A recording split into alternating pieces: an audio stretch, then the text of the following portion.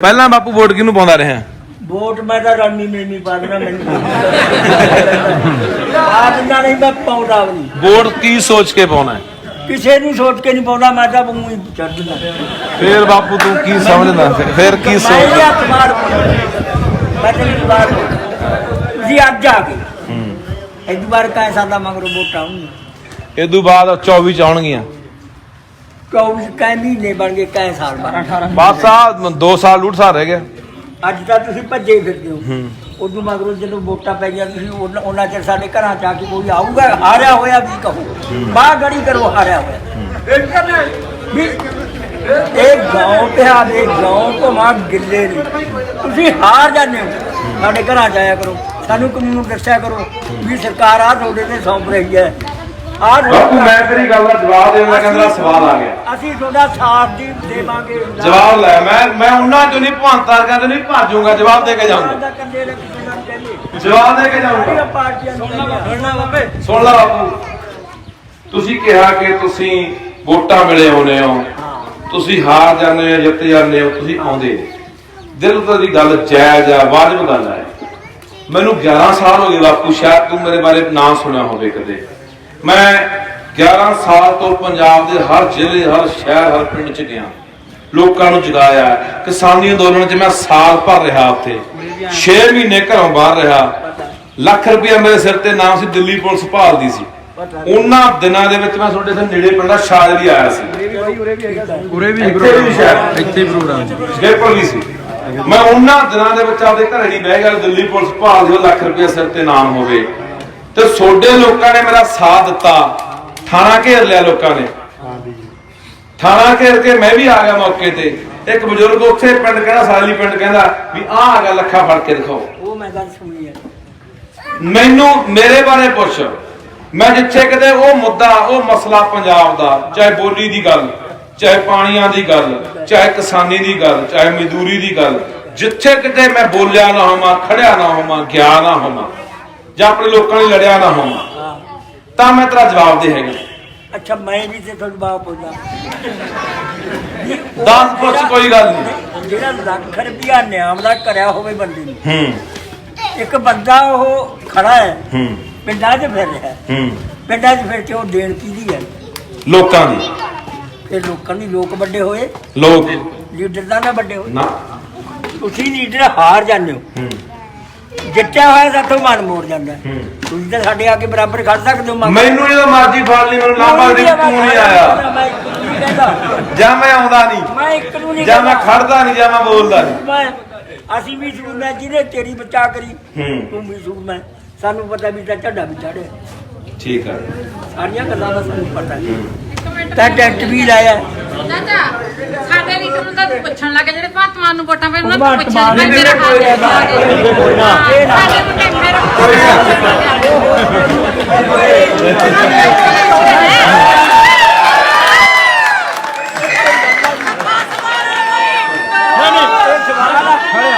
ਖੜ ਜਾਓ ਭਾਈ ਖੜ ਜਾਓ ਨਹੀਂ ਸਵਾਲ ਹੈ ਨਹੀਂ ਜਵਾਬ ਦੇਣਾ ਸਵਾਲ ਜਵਾਬ ਆ ਨੇੜੇ ਕਰ ਦੇ ਨਹੀਂ ਬੇਬੇ ਕੋਈ ਨਹੀਂ ਜਿਹੜਾ ਮਰਜ਼ੀ ਪੁੱਛੇ ਮੈਂ ਜਵਾਬ ਦੇ ਕੇ ਖੜਿਆ ਇੱਕ ਮਿੰਟ ਜਿਹੜਾ ਆਪੂ ਪੁੱਛ ਯਾਰ ਬਾਈ ਨਾ ਲੱਖਾ ਬਾਈ ਮੋੜਨ ਤੋਂ ਹਰ ਗਿਆ ਮੋੜ ਹਲਕੇ ਚ ਗਏ ਤੋਂ ਮਰਜ਼ੀ ਪੁੱਛ ਲੋ ਜਾ ਕੇ ਵੀ ਲੋਕਾਂ ਦੇ ਕੰਮ ਕਰਦਾ ਕਿ ਨਹੀਂ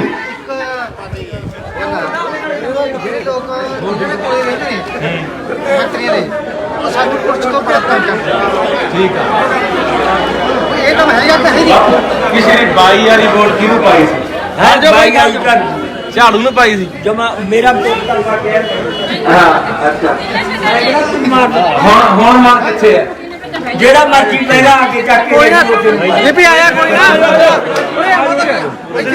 ਕੋਈ ਨਹੀਂ ਬੇਬੇ ਕੋਈ ਨਹੀਂ ਕੋਈ ਨਾ ਕੋਈ ਨਾ ਫੜ ਜਾ ਕੋਈ ਨਹੀਂ ਮਾਰ ਦੇਖੋ ਖਾਰਜ ਬਣਦਾ ਮੈਂ ਬਾਪੂ ਮੇਰੇ ਪੁੱਤ ਨੇ ਮੇਰੀ ਫੋਟੋ ਖਿੱਚ ਖਿੱਚਦੇ ਨੇ ਮੈਂ ਬਾਪੂ ਨੂੰ ਪੁੱਛਿਆ ਵੀ ਬਾਈ ਵਾਲੀ ਵੋਟ ਝਾੜੂ ਨੂੰ ਪਾਈ ਸੀ ਬਾਪੂ ਕਹਿੰਦਾ ਵਿਧਾਨ ਸਭਾ ਚ ਝਾੜੂ ਨੂੰ ਹੁਣ ਮੈਂ ਕਿਹਾ ਹੁਣ ਵੀ ਕਿਹਨੂੰ ਪਾਏਗਾ ਉਹ ਬਾਪੂ ਕਹਿੰਦਾ ਵੀ ਜਿਹੜਾ ਮੈਨੂੰ ਪਹਿਲਾਂ ਚੜਾ ਕੇ ਲੈ ਗਿਆ ਸੋ ਜਿੰਨਾ ਚਿਰ ਅਸੀਂ ਇਹ ਸੋਚ ਨਹੀਂ ਬਦਲਾਂਗੇ ਕਿ ਜਿਹੜਾ ਸਾਨੂੰ ਮਸ਼ੀਨ ਤੱਕ ਲੈ ਗਿਆ ਜਾਂ ਘਰੇ ਆ ਕੇ ਕਹਿ ਗਿਆ ਅਸੀਂ ਵੋਟ ਉਹਨੂੰ ਪਾਉਣੀ ਹੈ ਤਾਂ ਤਾਂ ਫਿਰ ਅਸੀਂ ਪੰਜਾਬ ਨੂੰ ਨਹੀਂ ਬਚਾ ਸਕਦੇ ਜੇ ਸਾਡੀ ਸੋਚ ਹੀ ਇਹ ਹੈ।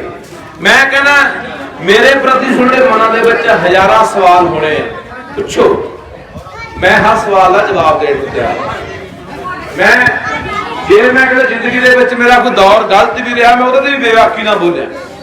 ਮੈਂ ਨਹੀਂ ਆਪਣੀ ਜ਼ਿੰਦਗੀ ਦਾ ਕੋਈ ਵੀ ਪੱਖ ਲੁਕੋ ਕੇ ਰੱਖਿਆ। ਤਾਂ ਇਹੀ ਹੁੰਦੀ ਆ ਜਿਹੜੀ ਵਿਚਾਰ ਚਰਚਾ ਕਿ ਪਰ ਸਾਡੀ ਆਦਤ ਇਹ ਬਣ ਗਈ ਕਿ ਬਾਪੂ ਨੇ ਮੈਨੂੰ ਪੁੱਛ ਲਿਆ, ਮੇਰਾ ਫਰਜ਼ ਬਣਦਾ ਨਾ ਕਿ ਤੁਸੀਂ ਇਹਨੂੰ ਰੋਕੋ ਵੀ ਯਾਰ ਨਾ ਪੁੱਛ ਤੋਂ ਨਾ ਕਰ। ਨਹੀਂ, ਜਿਹੜੇ ਦੇ ਵੀ ਸਵਾਲ ਆ ਪੁੱਛੋ। ਪਰ ਉਹੀ ਗੱਲ ਮੈਂ ਉਹਨਾਂ ਨੂੰ ਕਹੀ ਜਾਂਦਾ ਵੀ ਤੁਸੀਂ ਸਵਾਲ ਨਹੀਂ ਕਰਨ ਦਿੰਦੇ, ਕਿਉਂਕਿ ਮੈਨੂੰ ਸਵਾਲ ਕਰਦਾ ਤੇ ਮੈਂ ਜਵਾਬ ਦੇਣ ਦੀ ਬਜਾਏ ਭੱਜਦਾ ਤਾਂ ਫਿਰ ਗਲਤ। ਬਾਪੂ ਐ ਸਵਾਲ ਸੋਚ ਨਾ ਵੋਟ ਪਾਈ, ਚੜ ਨਾ ਮੈਨੂੰ ਨਾ ਪਾਈ, ਜਿਹਦੇ ਮਰਜ਼ੀ ਪਿੰਡ ਨਾਲ ਚੜ ਕੇ ਵਗ ਜੀ, ਜਿਹੜਾ ਮਰਜ਼ੀ ਲੈ ਜੇ, ਅੰਦਰ ਖੜ ਕੇ ਮਾਂ ਬਣਾ ਲਈ ਵੀ ਆ 5 ਪਾਰਟੀਆਂ। ਬੀਜੇਪੀ ਨੇ ਕੀ ਕੀਤਾ? ਮੇਰੀ ਬੇਨਤੀ ਹੈ, ਹਾਂ, ਪਾਰਟੀਆਂ ਸਾਰੀਆਂ ਨੇ ਜਿੱਤੂ ਇੱਕ ਸਰਕਾਰ ਇੱਕ ਦੀ ਬਣੂ, ਹਾਂ ਦੋ ਦੀ ਬਣੂ ਨਾ। ਦੇਖੋ ਸਰਕਾਰ ਨਾ ਦਿੱਲੀ ਡਿੱਗਣੀ ਹੈ ਨਾ ਬਣਨੀ ਹੈ, ਸਰਕਾਰ ਨਹੀਂ ਕੋਈ ਬਣਨੀ ਹੈ ਸੀਟ ਨਾਲ। ਇਹ ਸੀਟ ਪਿੱਛੇ ਇਹ ਸੀਟ ਨਾਲ ਇਹ ਤੈਅ ਹੋਣਾ ਹੈ ਉਹ ਮੈਨੂੰ ਕਿ ਪੰਜਾਬ ਦੀ ਨੁਮਾਇੰਦਗੀ, ਪੰਜਾਬ ਦੇ ਹੱਕਾਂ ਦੀ ਗੱਲ ਕਰਨ ਵਾਲਾ ਕਿਹੜਾ ਬੰਦਾ ਲੋਕ ਸਭਾ ਜਾ ਰਿਹਾ, ਇਹ ਫੈਸਲਾ ਹੋਣਾ। ਉਹ ਤੇਰੀ ਗੱਲ ਬਣ ਗਈ ਵੀ ਗਾਹਾਂ ਵਾਸਤੇ ਵੀ ਮੈਂ ਕੋਲ ਜਿਹੜੀਆਂ ਗਾਹਾਂ ਵੀ ਹੁਣ ਜਿਵੇਂ ਝਾਬਿਆ ਪਹਿਲਾਂ ਕਾਂਗਰਸ ਦੀ ਬਣੀ ਕੋਈ ਗੱਲ ਨਹੀਂ, ਕੋਈ ਨਹੀਂ ਯਾਰ। ਵੀ ਮਸਲਾ ਇਹ ਹੈ ਵੀ ਜਿਹੜੀਆਂ 3 ਪਾਰਟੀਆਂ ਹਾਰ ਗਈਆਂ, ਜਦੋਂ ਉਹ ਪਾਰਟੀ ਕੋਈ ਆਪਾਂ ਨੂੰ ਟੈਕਸ ਜਾਂ ਕੋਈ ਵੀ ਚੀਜ਼ ਸੌਂਪਦੀ ਹੈ, ਉਹ ਪਬਲਿਕ ਦੇ ਆ ਕੇ ਬਰਾਬਰ ਕਰੋ। ਅਸੀਂ ਪਬਲਿਕ ਅਸੀਂ ਬਾਪੂ ਨਾਲ ਆ, ਅਸੀਂ ਤੁਹਾਡੇ ਨਾਲ ਆ, ਅਸੀਂ ਪੰਜਾਬ ਨਾਲ ਆ। ਉਹ ਜਿਹੜੀ ਹਾਰ ਜਾਂਦੀ ਆ ਪੰਜਾਬ ਨਾਲ ਅਸੀਂ ਤਾਂ ਪੰਜਾਬ ਦੀ ਗੱਲ ਕਰਨੀ ਹੈ, ਪੰਜਾਬ ਦੇ ਹੱਕਾਂ ਦੀ ਗੱਲ ਕਰਨੀ ਹੈ। ਸਾਥੋਂ ਅੱਜ ਬੁਲਾ ਲਓ, ਸਾਥੋਂ ਕੱਲ ਬੁਲਾ ਲਓ। ਕੋਈ ਵੀ ਨੌਜਵਾਨ, ਮੈਂ ਫਿਰ ਕਹਿਣਾ ਮੇਰਾ ਵੀਰ, ਕੋਈ ਨੌਜਵਾਨ, ਕੋਈ ਮਾਂ ਭੈਣ, ਕਿਸੇ ਬਜ਼ੁਰਗ ਦਾ ਸਵਾਲ ਹੋਵੇ ਜ਼ਰੂਰ ਪੁੱਛ ਲਓ, ਮੈਂ ਜਵਾਬ ਦੇ ਕੇ ਜਾਊਂਗਾ। ਵੀ ਆਓ ਸਾਡੇ ਪਿੰਡਾਂ 'ਚ ਕੋਈ ਗੱਲ ਨਹੀਂ, ਹੁਣ ਪ੍ਰੋਗਰਾਮ ਕੋਈ ਗੱਲ ਨਹੀਂ, ਹੁਣ ਲੇਟ ਤੇ ਹੋਰ ਸਹੀ, ਪਰ ਉਹ ਸਵਾਲ ਦਾ ਜਵਾਬ ਜੇ ਹੈ ਤਾਂ ਬਈ ਜਾ ਕੇ ਦੇ ਕੇ ਜਾਊਂਗਾ। ਅਸੀਂ ਤਾਂ ਇਹੀ ਬਿਆਨ ਕਹਿੰਦੇ ਆ। ਪਹਿਲਾਂ ਤਾਂ ਆਪਾਂ ਦੀਪ ਸਿੱਧੂ ਮਾਰਤਾ ਇਹਨਾਂ ਨੇ, ਫਿਰ ਆਪਣਾ ਹੋ ਮਾਰਤਾ, ਹੁਣ ਮੇਰੀ ਇਹਨਾਂ ਨੇ ਇਹਨੂੰ ਚੈਲੰਜ ਕੀਤਾ ਜਵਾਨੀ ਬਚਾਉਣੀ ਹੈ। ਕਹਿੰਦੇ ਭਾਈ ਤੁਸੀਂ ਦੇਖ ਲਓ, ਠੀਕ ਹੈ। ਸੋ ਮੈਂ ਵੀਰ ਅਖੀਰ ਦੇ ਉੱਤੇ ਹੀ ਤੁਹਾਨੂੰ ਬੇਨਤੀ ਕਰਦਾ ਕਿ ਬੰਦਿਆਂ ਦੇ ਭਗਤ ਨਾ ਬਣੋ। ਲੱਖਾਂ ਮੋੜ ਤੋਂ ਹਟ ਗਿਆ ਸੀ, ਉਹ ਮੁੱਠ ਕੰਮ ਕੋਈ ਗੱਲ ਕਰਦਾ। ਨਹੀਂ, ਫੇਰ ਕੀ ਹੋ ਗਿਆ? ਜਿੱਤ ਹਾਰ ਤਾਂ ਜੇ ਲੱਗਣਾ ਪੰਜਾਬ ਨਾਲ ਲੱਗੋ, ਕੋਈ ਹੋਊਗਾ ਸਬੂਤ। ਆਪਣੀ ਸੋਚ ਬਦਲੋ। ਜਿਵੇਂ ਬਾਪੂ ਨੇ ਕਿਹਾ ਕਿ ਮੈਨੂੰ ਕੋਈ ਲੈ ਗਿਆ ਮੈਂ ਉਹਦੇ ਮਗਰ ਵੋਟ ਪਾ ਦੂੰ, ਮੈਨੂੰ ਕਿਸੇ ਨੇ ਕਹਿਤਾ ਮੈਂ ਉਹਦੇ ਮਗਰ ਵੋਟ ਪਾ ਦੂੰ। ਨਹੀਂ, ਆਪਣੇ ਦਿਮਾਗ ਨਾਲ ਵੋਟ ਪਾਓ, ਆਪਣੀ ਸੋਚ, ਆਪਣੀ ਸਮਝ ਨਾਲ ਵੋਟ ਪਾਓ। ਇਹ ਸੋਚੋ ਪੰਜਾਬ ਲਈ ਕੌਣ ਕਰ ਸਕਦਾ, ਕੌਣ ਨਹੀਂ ਕਰ ਸਕਦਾ। ਤਾਂ ਮੈਨੂੰ ਪੂਰਨ ਉਮੀਦ ਹੈ 23 ਤਰੀਕ ਨੂੰ ਬਾਲਟੀਆਂ ਭਰ ਦਿਓਗੇ। ਹੱਥ ਖੜੇ ਕਰਕੇ ਦੱਸਿਓ ਬਈ। ਮੌੜ ਵਾਲੀ ਗੱਲ ਨਾ ਕਰੋ, ਮੌੜੀ ਵੀ ਮੈਨੂੰ ਆਈ ਹੱਥ ਖੜੇ ਕਰ ਦਿੰਦੇ। ਵੋਟ ਪਾਉਣ ਵਾਲੇ ਵਰਗੇ ਤਾਂ ਲਾਂਗੇ। ਸੰਗਰੂਰ ਵਾਲੇ ਆ, ਕਹਿੰਦਾ ਸੰਗਰੂਰ ਹਰ ਵਾਰੀ ਬਦਲਾਅ ਲੈ ਕੇ ਆਉਂਦਾ। ਸੋ ਇਸ ਵਾਰ ਮੈਨੂੰ ਲੱਗਦਾ ਇਹ ਪਲਟਾ ਮਾਰ ਦੇਣਗੇ। ਧੰਨਵਾਦ ਭਾਈ, ਜਿਉਂਦੇ ਵਾਸਤੇ ਰਹੋ। ਵਾਹਿਗੁਰੂ ਜੀ ਕਾ ਖਾਲਸਾ।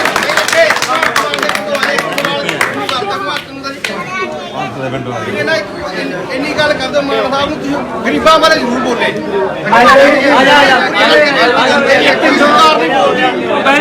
ਕੋਈ ਸਰਕਾਰ ਨਹੀਂ ਬੋਲਦੀ ਗਰੀਬਾਂ ਬਾਰੇ। ਪਿੰਡ ਤੋਂ ਡੇਲੀ ਲਾਉਂਦੇ ਨੇ। ਭਗਵੰਤ ਮਾਨ ਦੇ ਪਿੰਡੋਂ ਵੀਰੇ ਸਪੈਸ਼ਲ ਅਸੀਂ ਉਹਨੂੰ ਹੀ ਨਹੀਂ ਕਹਿੰਦੇ ਯਾਰ, ਉਹ ਸੁਣਦੇ ਹੀ ਨਹੀਂ ਕਿ ਗਰੀਬਾਂ ਚ ਤਾਂ ਅਸੀਂ ਉਹਦੇ ਧਰਨਾ ਦੇ ਥੱਕ ਗਏ। ਵੀਰੇ ਤੁਹਾਡੇ ਮੂਹਰੇ ਹੱਥ ਬੰਨ੍ਹਦੇ ਤੁਹਾਡੇ ਮਾਨ ਸਾਹਿਬ ਨੂੰ ਅਸੀਂ ਬਾਲਟੀਆਂ ਕੀ ਲੈ ਭਾਈ, ਇਹ ਮੁੰਡੇ ਨੇ ਇੱਕ ਸਵਾਲ ਕੀਤਾ, ਹੁਣ 2 ਮਿੰਟ ਖੜ ਜਾਓ ਯਾਰ, ਮੈਂ ਵੀ ਲੈ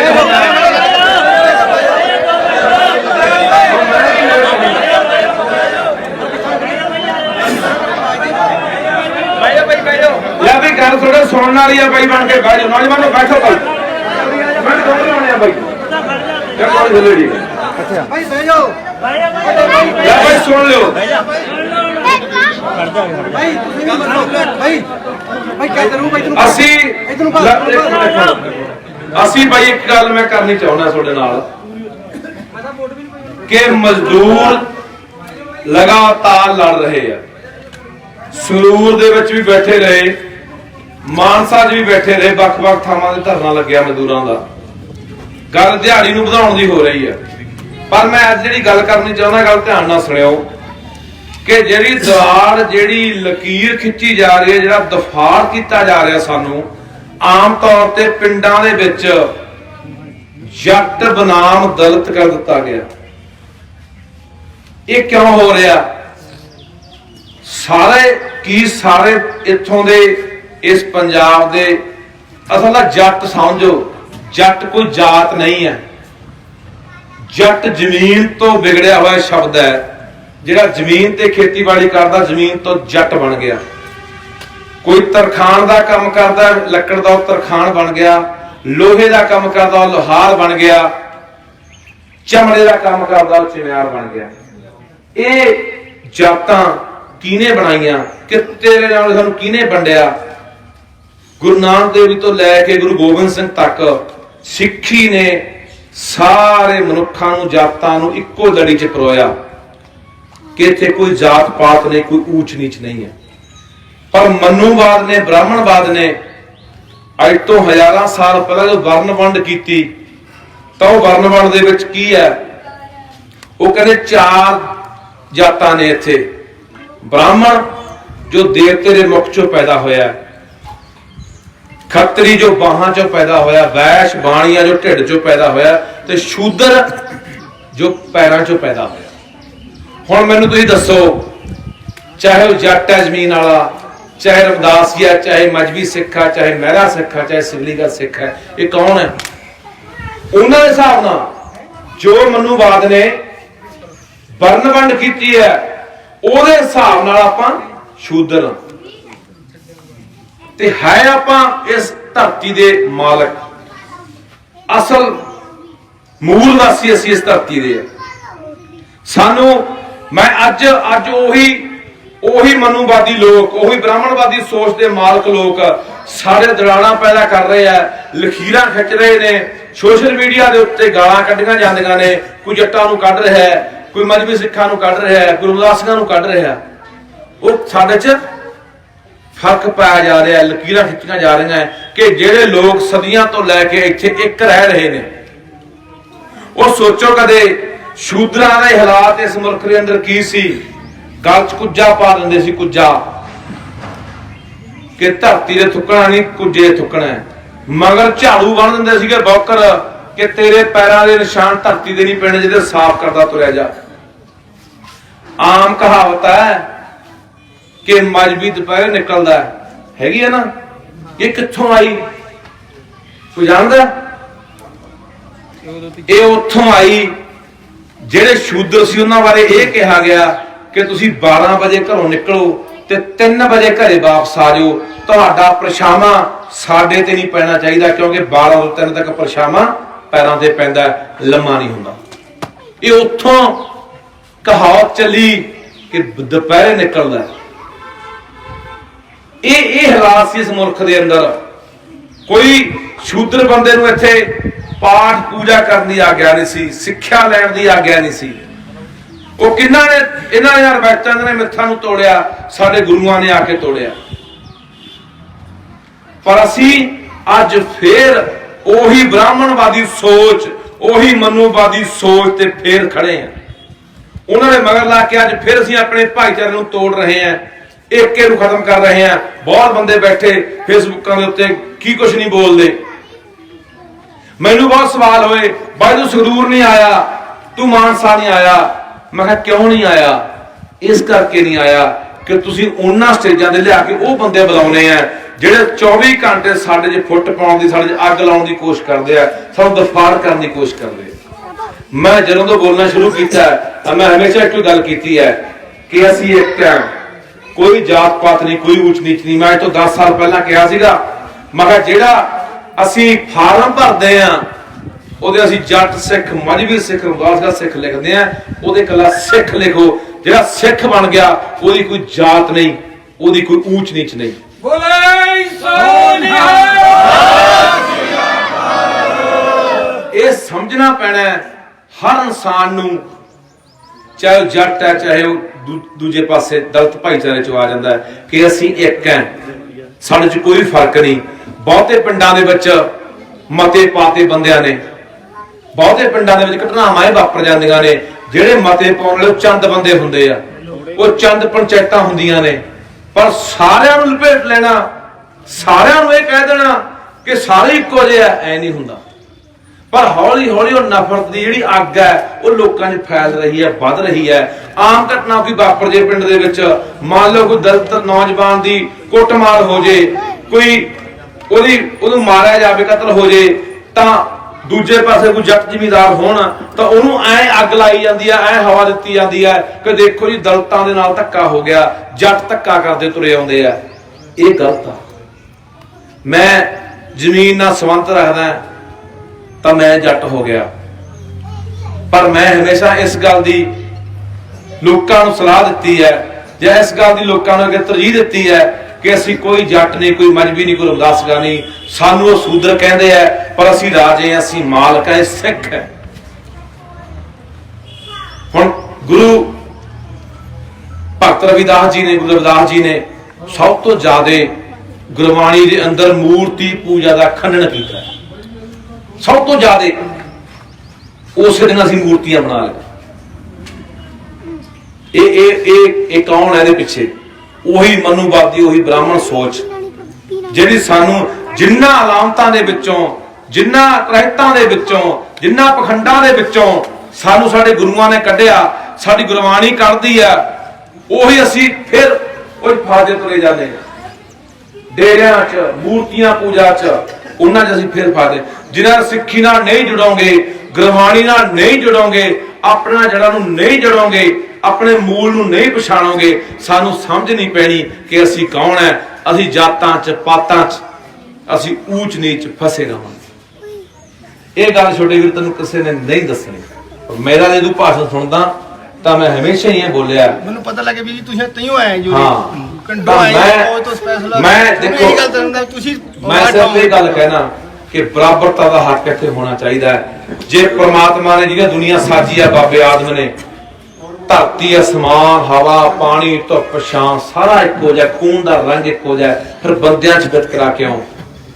ਇੱਕ ਕੋਲੇ ਇੱਕ ਕੋਲੇ ਅਰਬਾਂ ਪਤੀ ਹੈ, ਪਤਾ ਨਹੀਂ ਕਿੰਨੇ ਕੁ ਪੈਸੇ ਆ, ਆਥਣ ਨੂੰ 15-15, 20-20 ਲੱਖ ਰੁਪਇਆ ਹੋਟਲਾਂ ਦੇ ਬਿੱਲ ਬਣ ਜਾਂਦੇ ਆ, ਤੇ ਇੱਕ ਮਰ ਜਾਂਦਾ ਬਿਨਾਂ ਇਲਾਜ ਤੋਂ, ਇੱਕ ਮਰ ਜਾਂਦਾ ਭੁੱਖਮਰੀ ਦੇ ਨਾਲ। ਤਾਂ ਇਹ ਕਿਉਂ ਆ? ਇਸੇ ਕਰਕੇ ਸਾਡੇ ਗੁਰੂ ਸਾਹਿਬਾਨਾਂ ਨੇ ਬਰਾਬਰਤਾ ਦੀ, ਏਕਤਾ ਦੀ ਗੱਲ ਕੀਤੀ ਹੈ। ਉਹ ਜਿੰਨਾ ਸਾਡੇ ਦਿਮਾਗ 'ਚ ਨਹੀਂ ਪੈਂਦਾ ਕਿ ਸਾਡਾ ਦੁਸ਼ਮਣ ਕੌਣ ਹੈ, ਅਸੀਂ ਆਪਸ ਵਿੱਚ ਲੜੀ ਜਾਵਾਂਗੇ, ਉਹਨਾਂ ਚਿਰ ਮਸਲੇ ਦਾ ਹੱਲ ਨਹੀਂ ਹੋਣਾ। ਅਸੀਂ ਆਪਸ ਵਿੱਚ ਲੜ ਕੇ ਦੂਰੀਆਂ ਪਾ ਕੇ, ਨਫ਼ਰਤ ਖੜੀ ਕਰਕੇ ਦੂਰ ਹੋ ਜਾਾਂਗੇ, ਤੇ ਉਹ ਦੁਸ਼ਮਣ ਨੇ ਸਾਡਾ ਫਾਇਦਾ ਚੱਕਣਾ ਹੈ। ਇਹ ਗੱਲ ਮੇਰੀ ਯਾਦ ਰੱਖਿਓ। ਲਗਾਤਾਰ ਆਪਾਂ ਅੱਜ ਤੋਂ 10 ਸਾਲ 15 ਸਾਲ ਪਿੱਛੇ ਚਲੇ ਜਾਓ, ਸਾਡੇ 'ਚ ਕਿੰਨੀ ਕੁ ਨਫ਼ਰਤ ਸੀਗੀ, ਕਿੰਨੀ ਆਪਾਂ ਸਾਰੇ ਇਕੱਠੇ ਸੀ, ਅਸੀਂ ਇੱਕ ਦੂਜੇ ਦੇ ਸੰਗੀ ਸਾਥੀ, ਦੁੱਖਾਂ ਸੁੱਖਾਂ ਦੇ ਸਾਥੀ ਸੀ। ਕਿੰਨੀ ਕੁ ਕਦੇ ਸਾਡੇ 'ਚ ਅੱਗ ਸੀ ਨਫ਼ਰਤ ਦੀ। ਹੁਣ ਲਗਾਤਾਰ ਸੋਸ਼ਲ ਮੀਡੀਆ ਦੇ ਪ੍ਰਚਾਰ ਰਾਹੀਂ, ਲਗਾਤਾਰ ਉਹ ਏਜੰਸੀਆਂ, ਲਗਾਤਾਰ ਉਹ ਸਟੇਟ, ਲਗਾਤਾਰ ਉਹ ਬ੍ਰਾਹਮਣਵਾਦੀ ਸੋਚ, ਉਹ ਮਨੂਵਾਦੀ ਸੋਚ ਸਾਨੂੰ ਹੌਲੀ ਹੌਲੀ ਹੌਲੀ ਹੌਲੀ ਯਾਦ ਰੱਖਿਓ ਮੇਰੀ ਗੱਲ। ਜਿਨ੍ਹਾਂ ਨੂੰ ਅੱਜ ਐਂ ਲੱਗਦਾ ਹੈ ਕਿ ਸਾਡਾ ਦੁਸ਼ਮਣ ਕਿਸੇ ਜੱਟ ਨੂੰ ਲੱਗਦਾ ਹੈ ਕਿ ਮੇਰਾ ਦੁਸ਼ਮਣ ਮਜ਼੍ਹਬੀ ਸਿੱਖ ਹੈ, ਮੇਰਾ ਦੁਸ਼ਮਣ ਰਮਦਾਸੀਆ, ਮੇਰਾ ਸਿੱਖ ਹੈ, ਕਿਸੇ ਦਲਿਤ ਭਾਈਚਾਰੇ ਦੇ ਲੋਕਾਂ ਨੂੰ ਲੱਗਦਾ ਹੈ ਕਿ ਮੇਰਾ ਦੁਸ਼ਮਣ ਜੱਟ ਹੈ। ਇਹ ਸਾਨੂੰ ਪਤਾ ਹੀ ਨਹੀਂ, ਸਾਡਾ ਦੁਸ਼ਮਣ ਤਾਂ ਉਹ ਮਨੂਵਾਦ ਹੈ, ਉਹ ਬ੍ਰਾਹਮਣਵਾਦ ਹੈ, ਉਹ ਜਿਹਨੇ ਸਾਨੂੰ ਵੰਡਿਆ ਜਾਤਾਂ 'ਚ, ਜਿਹਨੂੰ ਲੜਾ ਰਹੇ ਅੱਜ। ਯਾਦ ਰੱਖੋ, ਸਾਨੂੰ ਕੱਲੇ ਕੱਲੇ ਨੂੰ ਕਰਕੇ, ਨਖੇੜ ਕੇ, ਦਫਾੜ ਕਰਕੇ, ਕੱਲੇ ਕੱਲੇ ਨੂੰ ਲੁੱਟਣਗੇ ਵੀ, ਕੁੱਟਣਗੇ ਵੀ, ਮਾਰਨਗੇ ਵੀ, ਸਾਨੂੰ ਪੈਰਾਂ ਥੱਲੇ ਵੀ ਲਾਉਣਗੇ।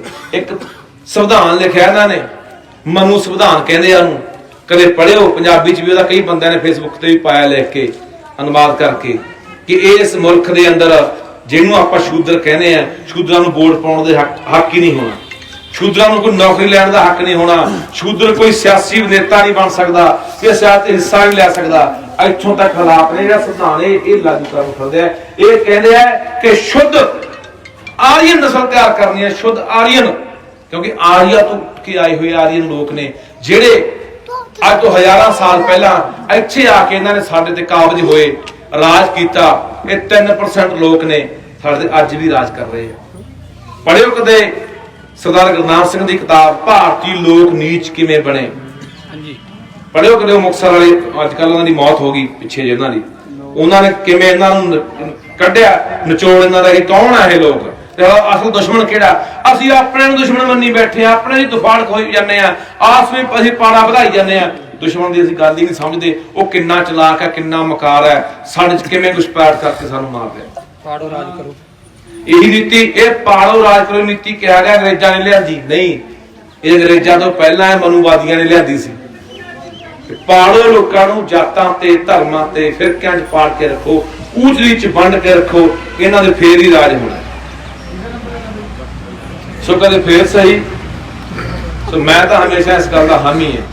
ਮੈਂ ਤਾਂ ਮੈਂ ਤੇਰਾ ਨਹੀਂ ਗਿਲਾ। ਬਹੁਤ ਮੁੰਡਿਆਂ ਨੇ ਮੈਨੂੰ ਫੋਨ ਆਏ, ਬਾਈ ਸੰਗਰੂਰ ਮਜ਼ਦੂਰਾਂ ਦਾ ਧਰਨਾ ਕਿਉਂ ਨਹੀਂ ਆਉਂਦਾ, ਬਾਈ ਮਾਨਸਾ ਕਿਉਂ ਨਹੀਂ ਆਉਂਦਾ। ਮੈਂ ਉਹਦੇ ਸਟੇਜਾਂ ਦੇ ਉਹ 40 ਬੈਠੇ ਹੋ ਜਿਹੜੇ ਅੱਗ ਸਿੱਟਦੇ ਆ, ਨਫ਼ਰਤ ਸਿੱਟਦੇ ਆ, ਉਹ ਸਟੇਜ ਤੇ ਨਹੀਂ ਮੈਂ ਆ ਕੇ ਬੋਲ। ਹੁਣ ਲੱਖੇ ਵੀਰੇ ਸਿਰਫ 20 ਦਿਨਾਂ ਦਾ ਕੰਮ ਸੀ ਝੋਨੇ ਦਾ, ਝੋਨਾ ਦਾ ਕੁੱਲ ਬੰਦੇ ਨਹੀਂ ਲਾਉਣਾ ਸੀ। 17 ਤਰੀਕ ਤੋਂ ਇਹਨਾਂ ਦਾ ਕੰਮ ਸਟਾਰਟ ਹੋਇਆ, ਜੇ 10 ਤਰੀਕ ਤੋਂ ਇਹਨਾਂ ਦਾ ਕੰਮ ਸਟਾਰਟ ਹੁੰਦਾ, ਇਹ 20 ਦਿਨਾਂ ਤੇ ਕੁਛ ਨਾ ਕੁਛ ਤਾਂ ਕਮਾਉਂਦੇ ਨਾ। ਝੋਨਾ ਦਾ ਕੁੱਲ ਬੰਦੇ ਨਹੀਂ ਲਾਉਣਾ ਸੀ, ਇਹਨਾਂ ਨੂੰ 1 ਰੁਪਿਆ ਨਹੀਂ ਬਣਦਾ ਹੈਗਾ। ਬਾਈ ਪਿੰਡਾਂ ਵਿੱਚ ਖੇਤ ਲਾ ਲਿਓ, ਮੈਂ ਤੁਹਾਡੇ ਰਾਹੀਂ ਤੁਹਾਡੇ ਕੋਲੇ ਇੱਥੇ ਤੁਹਾਡੇ ਪਿੰਡ 'ਚ ਸੋਸ਼ਲ ਮੀਡੀਆ ਰਾਹੀਂ ਚੈਨਲ ਰਾਹੀਂ ਗੱਲ ਕਹਿਣਾ ਚਾਹੁੰਦਾ ਯਾਰ, ਮੈਂ ਹਮੇਸ਼ਾ ਇਸ ਗੱਲ ਦਾ ਵਿਰੋਧ ਕਰਦਾ ਕਿ ਸਾਡੇ ਭਈਆਂ ਨੇ ਆ ਕੇ ਹਰ ਚੀਜ਼ ਤੇ ਕਬਜ਼ਾ ਕਰ ਲਿਆ। ਹਾਂ ਸਹੀ ਗੱਲ ਹੈ। ਬੈਂਕਾਂ 'ਚ, ਟੋਲ ਪਲਾਜ਼ਿਆਂ ਤੇ, ਪੱਠਿਆਂ ਤੇ, ਕਾਰਖਾਨਿਆਂ ਤੇ, ਸਾਰੇ ਥਾਵਾਂ ਤੇ ਕਾਬਜ਼ ਹੋ ਗਏ। ਪਿੱਛੇ ਕਰੋਨੇ ਦੇ ਵਿੱਚ ਭੱਜੇ ਆਏ ਸੀ, ਭੱਜ ਗਏ ਸੀਗੇ, ਕਿੰਨਾ ਫਾਇਦਾ ਸਾਡੇ ਲੋਕਾਂ ਨੂੰ ਹੋ ਗਿਆ ਸੀ। ਅਸੀਂ ਕੋਸ਼ਿਸ਼ ਕਰ ਗਏ ਯਾਰ, ਕੋਈ ਫਰਕ ਨਹੀਂ ਪੈਂਦਾ ਬਾਈ, ਜੇ ਭਈਆਂ ਨੂੰ 3500 ਦਿੰਦੇ ਆ, 4000 ਦੇ ਦਾਂਗੇ, ਸਾਡੇ ਆਪਣੇ ਆ ਯਾਰ। ਹਾਂ ਸਹੀ ਜੀ ਪਤਾ ਇਹ ਸੋਚ ਬਣਾਓ ਯਾਰ। ਇਹ ਕਹਿੰਦੇ ਨੇ ਵੀ ਅਸੀਂ ਜਿਹੜੇ ਜੱਟ ਭਾਈਚਾਰਾ ਉਹ ਕਹਿੰਦੇ ਨੇ ਅਸੀਂ ਵੀ ਭਈਆਂ ਨੂੰ ਬੁਲਾ ਲਾਂਗੇ, ਤੁਸੀਂ ਨਾ ਕਰੋ। ਤੁਸੀਂ ਬਾਹਰਲੀ ਕਣਕ ਜਿਹੜੀ ਵੀ ਰੋਕਦਾ ਨਾ, ਹਰਿਆਣੇ ਵਾਲੀ ਆਉਣ ਨਹੀਂ ਦਿੰਦੀ, ਅਸੀਂ ਭਈਏ ਰੋਕ ਸਕਦੇ ਆ, ਸਾਡੇ ਵੀ ਅਧਿਕਾਰ ਆ, ਪਰ ਅਸੀਂ ਨਹੀਂ ਕਰਦੇ। ਟਰਾਲੀ ਦਾ 6 ਲੈਤਾ ਹੈ, 6 ਟਰਾਲੀ ਦਾ ਲੈਤਾ ਬੇਬੇ। ਸੁਣੀ ਇੱਕ ਮਿੰਟ ਬਾਈ, ਇੱਕ ਮਿੰਟ ਦੇ ਬੇਬੇ ਸੁਣੀ, ਮੈਂ 6000 ਦੀ ਗੱਲ ਨਹੀਂ ਕਰਦਾ, ਇੱਕ ਮਿੰਟ ਦੇ, ਮੈਂ 6000 ਦੀ ਗੱਲ ਨਹੀਂ ਕਰਦਾ, ਮੈਂ 3 ਦੀ ਗੱਲ ਨਹੀਂ ਕਰਦਾ, ਮੈਂ ਇਹ ਤੇ ਥੋੜੀ ਜਵਾਬ ਦਊਂਗਾ। ਇਦਾਂ ਇਸ ਮੁੰਡੇ ਦੀ ਤੂੜੀ ਦਾ ਗੱਲ ਮੈਂ ਜਵਾਬ ਦਊਂਗਾ। 6 ਨਹੀਂ, ਮੈਂ ਕਹਿੰਦਾ ਜੋ ਜਾਇਜ਼ ਹੈ, ਪਿੰਡ ਬੈਠ ਕੇ ਫੈਸਲਾ ਕਰ ਲੈ, ਪੰਚਾਇਤ ਫੈਸਲਾ ਕਰ ਲੈ, ਸਾਰੀਆਂ ਤਰ੍ਹਾਂ ਝੋਨਾ ਲਾਉਣ ਵਾਲੇ ਵੀ ਤੇ ਲਵਾਉਣ ਵਾਲੇ ਵੀ ਬੈਠ ਕੇ ਫੈਸਲਾ ਕਰਨ ਵੀ 4000 5000 4500 3500 ਜਿੱਥੇ ਇਹਨਾਂ ਨੂੰ ਜਾਇਜ਼, ਇਹਨਾਂ ਦੀ ਮਿਹਨਤ ਦਾ ਮੁੱਲ ਮਿਲ ਜੇ, ਉੱਥੇ ਗੱਲ ਹੋ ਜੇ। ਮੈਂ 4 6000 ਦਾ 10000 ਦੀ ਗੱਲ ਨਹੀਂ ਕਰਦਾ, ਪਰ ਮੈਂ ਗੱਲ ਕਹਿਣੀ ਚਾਹੁੰਦਾ ਬੇਬੇ, ਜਿਹੜੀ ਤੇਰੀ ਗੱਲ ਦਾ ਜਵਾਬ ਦਿੰਦਾ ਛੋੜੇ ਵੀਰ, ਆਮ ਇਹ ਪ੍ਰਚਾਰਿਆ ਗਿਆ ਕਿ ਜੱਟਾਂ ਨੇ ਤੂੜੀ ਦਾ ਭਾਅ ਦਾ, ਬਾਈ ਸੁਣੀ ਯਾਰ, ਤੂੜੀ ਦਾ ਭਾਅ ਬਾਈ ਕਿਸੇ ਜ਼ਿਮੀਂਦਾਰ ਨੇ, ਕਿਸੇ ਕਿਸਾਨ ਨੇ ਨਹੀਂ ਵਧਾਇਆ। ਤੂੜੀ ਦਾ ਭਾਅ ਕਿਉਂ ਵਧਿਆ? ਕਿਉਂਕਿ ਥਾਂ ਥਾਂ ਤੇ ਫੈਕਟਰੀਆਂ, ਕਾਰਖਾਨੇ ਖੁੱਲ੍ਹ ਗਏ, ਤੂੜੀ ਖਰੀਦਣ ਲੱਗ ਗਏ, ਜਿਹਦੇ ਕਰਕੇ ਤੂੜੀ ਦਾ ਭਾਅ ਇੱਕਦਮ ਚੱਕਿਆ ਗਿਆ। ਹੁਣ ਇਹਦਾ ਹੈ ਨਹੀਂ ਵੀ ਜ਼ਿਮੀਂਦਾਰ ਕੋਲ ਕੀ ਇਖਤਿਆਰ ਹੈ ਵੀ ਜ਼ਿਮੀਂਦਾਰ ਤੂੜੀ ਦਾ ਭਾਅ ਵਧਾ ਦੂ, ਵੀ ਕਿਸਾਨ ਨੇ ਤੂੜੀ ਵੇਚਣੀ ਹੈ। ਹੁਣ ਉਹ ਭਾਅ ਇਸ ਕਰਕੇ ਵਧਿਆ ਕਿ ਜਿਹੜੀਆਂ ਕਿ ਹੁਣ ਇੱਥੇ ਮੇਰੇ ਜ਼ਿਲ੍ਹੇ ਦੇ ਵਿੱਚ ਵੀ 4-5 ਫੈਕਟਰੀਆਂ ਉਹ ਲੱਗ ਗਈਆਂ, ਉਹ ਹਰ ਤਰ੍ਹਾਂ ਦਾ ਜਿਹੜਾ ਪੱਤੇ ਨੇ, ਘਾਹ ਫੂਸ ਹੈ, ਜਿਹੜਾ ਮਰਜ਼ੀ ਕੋ ਪਰਾਲੀ ਹੈ, ਸਾਰੇ ਉਹ ਖਰੀਦਣ ਲੱਗ ਗਏ, ਜਿਹਦੇ ਕਰਕੇ ਤੂੜੀ ਦਾ ਭਾਅ ਵਧ ਗਿਆ। ਪਰ ਮੈਂ ਉੱਥੇ ਇਹ ਵੀ ਕਹਿਣਾ ਚਾਹੁੰਦਾ ਵੀ ਪਹਿਲੀ ਗੱਲ ਤਾਂ ਵੀਰ ਮੇਰਿਆ, ਪਸ਼ੂ ਰੱਖਣਾ ਕਿਸੇ ਕਿਸਾਨ ਜ਼ਿਮੀਂਦਾਰ ਦੇ ਵੱਸ ਦੀ ਗੱਲ ਵੀ ਨਹੀਂ ਰਹੀ। ਆਪਾਂ 2 ਮੈਸਾਂ ਖੇਡਦੇ ਹੁੰਦੇ ਸੀ ਵੀਰੇ, ਇੱਥੇ ਦੁੱਖ ਲੱਗਿਆ ਜੀ, 2 ਮੈਸਾਂ ਵੇਚੀਆਂ। ਤੇ ਮੈਂ ਇਹ ਗੱਲ ਵੀ ਹੋਰ ਵੀ ਕਹਿ ਕੇ ਜਾਊਂਗਾ ਵੀ ਜੇ ਕੋਈ ਯਾਰ ਕੋਈ ਪਿੰਡ ਦੇ, ਜੇ ਪਿੰਡ ਦੇ ਵਿੱਚ ਹੀ ਆਪਾਂ ਇਹ ਕਰ ਲਗੇ ਵੀ ਭਾਈ ਜੇ ਬਾਹਰ ਹੁਣ ਰੇਟ ਕੀ ਆ ਤੂੜੀ ਦਾ, ਹੁਣ ਤਾਂ ਜੀ ਬਹੁਤ ਹੋ ਗਈ, 8-900 ਨੂੰ ਭਰਦੇ ਰਹੇ, 8-900 ਆ ਬਾਈ ਹੁਣ ਤਾਂ, 8-900 ਜਾਂ 1000 ਮੰਨ ਲਓ। ਚੱਲ ਜੇ ਪਿੰਡ ਦਾ ਭਾਈਚਾਰਾ ਆਪਾਂ ਰੱਖਣਾ ਬਾਈ, ਤਾਂ ਆਪਾਂ ਨੂੰ ਦਿਲ ਦਰਿਆ ਕਰਨਾ ਪੈਣਾ, ਦਿਲ ਖੋਲਣਾ ਪੈਣਾ ਵੀ ਜੇ ਬਾਹਰ 1000 ਦਾ ਰੇਟ ਆ ਭਾਈ 500 ਨੂੰ 700 ਨੂੰ ਹੀ ਦੇ ਦਿਆਂਗੇ। ਬਿਲਕੁਲ, ਇਹ ਭਾਈਚਾਰਾ ਸਾਨੂੰ ਸੋਚ ਕੇ ਸਮਝ ਕੇ ਬਣਾਉਣਾ ਪੈਣਾ ਜੇ ਅਸੀਂ ਚਾਹੁੰਦੇ ਆ। ਮੈਂ ਬਹੁਤ ਸਹੀ ਗੱਲ ਸੁਣਾਉਣਾ ਹੁੰਦਾ, ਮੇਰੇ ਦਾਦੇ ਨਾਲ ਇੱਕ ਬੰਦਾ 28 ਸਾਲ ਸੀਰ ਕਰ ਗਿਆ, 28 ਸਾਲ ਲਗਾਤਾਰ। ਹੁਣ ਸਰਪੰਚ ਆ ਪਿੰਡ ਦਾ, ਰਿਹਾ 2 ਵਾਰੀ ਸਾਬਕਾ ਸਰਪੰਚ ਆ, ਹੁਣ ਉਹਦਾ ਨਾਮ ਦਾਰਾ ਸਿੰਘ ਹੈ। ਮੈਂ ਸੋਚਿਆ, ਮੈਂ ਕਿਹਾ 28 ਸਾਲ ਉਹ ਬੰਦੇ ਨੇ ਮੇਰੇ ਦਾਦੇ ਨਾਲ ਕੰਮ ਕੀਤਾ। 28 ਸਾਲਾਂ ਦੇ ਵਿੱਚ ਮੇਰੇ ਦਾਦੇ ਕੋਲੇ ਮੰਨ ਲਓ 5 ਕਿੱਲੇ ਜ਼ਮੀਨ ਸੀ, ਤਾਂ ਉਹਨੇ 10 ਜਾਂ 15 ਕਿੱਲੇ ਬਣਾ ਲਈ। ਉਹ ਬਰਾਬਰ ਕੰਮ ਕਰਦਾ ਸੀ, ਵੱਧ ਕਰਦਾ। ਬੋਤੇ ਦਾ ਹਾਲ ਬਲਦਾਂ ਦਾ ਹਲ ਚੱਲਦਾ, ਦੋਨੇ ਵਾਹੁੰਦੇ, ਉਹਨੇ ਬਰਾਬਰ ਮਿਹਨਤ ਕੀਤੀ। ਜੇ ਮੇਰੇ ਦਾਦੇ ਕੋਲੇ ਜਾਂ ਮੇਰੇ ਪਰਿਵਾਰ ਕੋਲੇ 10 ਜਾਂ 15 ਕਿੱਲੇ ਜ਼ਮੀਨ ਬਣ ਗਈ, ਪਰ ਉਸ ਗਰੀਬ ਬੰਦੇ ਨੇ 28 ਸਾਲ ਬਰਾਬਰ ਕੰਮ ਕੀਤਾ, ਉਹਦੇ ਕੋਲ ਕੀ ਬਣਿਆ? ਇਹ ਖੋਲਾ ਵੀ ਨਹੀਂ ਖੜਾ ਹੋਇਆ। ਤਾਂ ਇਹ ਗੱਲ ਸਾਨੂੰ ਸੋਚਣੀ ਪੈਣੀ ਆ ਵੀ ਨਹੀਂ ਯਾਰ, ਸਾਡੇ ਜੰਗਾਂ ਹੋਈਆਂ, ਯੁੱਧ ਲੜੇ ਗਏ, ਉਹ ਜੰਗਾਂ ਯੁੱਧਾਂ ਦੇ ਵਿੱਚ ਵੀ ਸਾਡੇ ਨਾਲ ਰਹੇ ਨੇ, ਵੱਧ ਕੇ ਲੜੇ ਨੇ। ਕੋਈ ਸਾਡੇ ਨਾਲ ਕੋਈ ਚੱਕਰ ਪੈਂਦਾ, ਕੋਈ ਲੜਾਈ ਝਗੜਾ ਹੁੰਦਾ ਤਾਂ ਅੱਗੇ ਹੋ ਕੇ ਲੜਨ ਵਾਲੇ। ਹਰ ਦੁੱਖ ਸੁੱਖ ਦੇ ਵਿੱਚ ਆਪਾਂ ਤਾਂ ਸੀਰੀ ਸਾਂਝੀ ਕਹਿੰਦੇ ਸੀ ਕਿ ਸਾਡੇ ਦੁੱਖਾਂ ਸੁੱਖਾਂ ਦਾ ਸਾਂਝੀ ਹੈ, ਸੀਰੀ ਹੈ। ਤਾਂ ਸਾਡਾ ਵੀ ਬਾਈ ਫਰਜ਼ ਬਣਦਾ ਕਿ ਅਸੀਂ ਜੇ ਕੁਝ ਕਰ ਸਕਦੇ ਆ, ਕੋਈ ਤੂੜੀ ਦੀ ਗੱਲ ਆਉਂਦੀ ਹੈ, ਕੋਈ ਝੋਨੇ ਲਵਾਈ ਦੀ ਗੱਲ ਆਉਂਦੀ ਆ, ਤਾਂ ਉਹਨਾਂ ਕੁ ਬਾਈ ਅਸੀਂ ਕਰਿਆ ਕਰਗੇ ਜਿੰਨਾ ਕਿ ਇਹ ਵੀ ਰੋਟੀ ਖਾਂਦੇ ਰਹਿ ਜਾਣਾ। ਕਿਉਂਕਿ ਜੇ ਆਪਾਂ ਸਮਾਜ ਜਿਉਂਦਾ ਰਹੂ, ਆਲਾ ਦੁਆਲਾ ਜਿਉਂਦਾ ਰਹੂ, ਸਾਡਾ ਸਾਰਾ ਭਾਈਚਾਰਾ ਜਿਉਂਦਾ ਰਹੂ, ਤਾਂ ਹੀ ਅਸੀਂ ਜਿਉਂਦੇ ਰਹਾਂਗੇ। ਸਾਡੀ ਲੜਾਈ ਆਪਣਿਆਂ ਨਾਲ ਨਹੀਂ, ਉਹ ਧਨਾਡਾ ਨਾਲ ਹੈ, ਉਹ ਪੂੰਜੀਪਤੀਆਂ ਨਾਲ ਹੈ, ਉਹ ਉਦਯੋਗਪਤੀਆਂ ਨਾਲ ਹੈ ਜਿਹੜੇ ਅਰਬਾਂ ਖਰਬਾਂ ਦੇ ਮਾਲਕ ਆ। ਅੱਜ ਕੱਲ ਜੱਟ ਜ਼ਿਮੀਂਦਾਰ ਵੀ ਤੁਹਾਨੂੰ ਪਤਾ ਕਿੱਲੇ 2 ਕਿੱਲੇ ਵਾਲਾ ਜ਼ਮੀਨ ਰਹਿ ਗਈ। ਸਭ ਤੋਂ ਛੋਟੀ ਕਿਸਾਨੀ ਜਿਹੜੀ ਉਹ 4 ਤੋਂ 5 ਕਿੱਲਿਆਂ ਦੀ ਹੈ। 80% ਕਿਸਾਨੀ ਉਹ ਹੈ, 20% ਰਹਿ ਗਏ ਵੱਡੇ ਜ਼ਿਮੀਂਦਾਰ ਜਿਹਦੇ ਕੋਲ 20 ਜਾਂ 50 ਕਿੱਲੇ ਹੋਣੇ ਆ। ਉਹ ਵੀ ਬੁਰਾ ਹਾਲ ਹੈ। ਕਈ ਤਾਂ ਸੰਗ ਦੇ ਵਿਚਾਰੇ ਰਾਤ ਨੂੰ ਜਾਂਦੇ ਆ ਸ਼ੈਲਰ ਦਿਹਾੜੀ ਕਰਨ, ਵੀ ਦਿਨੇ ਕਹਿਣਗੇ ਯਾਰ ਜ਼ਿਮੀਂਦਾਰਾਂ ਕਿਸਾਨਾਂ ਦਾ ਮੁੰਡਾ ਦਿਹਾੜੀ ਜਾਈਦਾ। ਹਾਲਾਤ ਵੀ ਸਾਰਿਆਂ ਦੇ ਇੱਕੋ ਜਿਹੇ ਨੇ, ਪਰ ਸਾਨੂੰ ਇਹ ਆਪਸ ਵਿੱਚ ਸਮਝ ਕੇ, ਸੋਚ ਕੇ, ਦੁਸ਼ਮਣ ਨੂੰ ਪਛਾਣ ਕੇ ਤੇ ਭਾਈਚਾਰੇ ਨੂੰ ਕਾਇਮ ਰੱਖ ਕੇ, ਚਾਹੇ ਝੋਨੇ ਦੀ ਲਵਾਈ ਚਾਹੇ ਤੂੜੀ ਦੀ ਗੱਲ ਹੈ, ਆਪਸ ਵਿੱਚ ਪਿੰਡੋਂ ਪਿੰਡੀ ਆਪਾਂ ਇਹ ਪੰਚਾਇਤਾਂ ਸਿਆਣੇ ਬੰਦੇ, ਸਮਝਦਾਰ ਬੰਦੇ। ਹੁਣ ਮਾਤਾ ਇਹ ਗੱਲ ਵੀ ਕਹਿਣਾ ਵਾਜਬ ਨਹੀਂ ਹੈਗਾ ਕਿ 6000 ਮੰਗਦੇ ਆ, ਆਪਾਂ ਉੱਥੇ ਹੱਲ ਕੱਢ ਸਕਦੇ ਆ ਕਿ ਭਾਈ ਕੋਈ ਗੱਲ ਨਹੀਂ, ਤੁਸੀਂ ਬੈਠੋ, ਆਪਾਂ ਇਹਨਾਂ ਦੀ ਮਿਹਨਤ ਵੀ ਨਾ ਮਾਰੋ ਤੇ ਇਹ ਵੀ ਨਾ ਹੋਵੇ ਕਿ ਜ਼ਿਮੀਂਦਾਰ ਦਾ ਵੀ ਗੱਲ 'ਚ ਅੰਗੂਠਾ ਦੇ ਦਿਓ। ਦੋਨੇ ਗੱਲਾਂ ਹੀ ਹੋਣ। ਸੋ ਧੰਨਵਾਦ ਬਾਈ ਸਾਰਿਆਂ ਦਾ। ਵਾਹਿਗੁਰੂ ਜੀ ਕਾ ਖਾਲਸਾ, ਵਾਹਿਗੁਰੂ।